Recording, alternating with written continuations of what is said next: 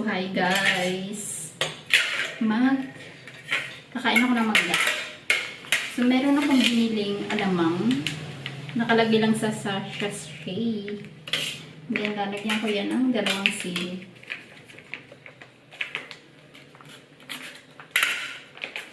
Tatakam na.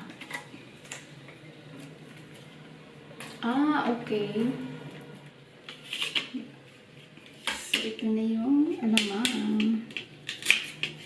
Konti lang ang ilagay ko para mag-disipuin ko yung sarili ko na huwag kumain ng marami. Kasi maalat yung alamang.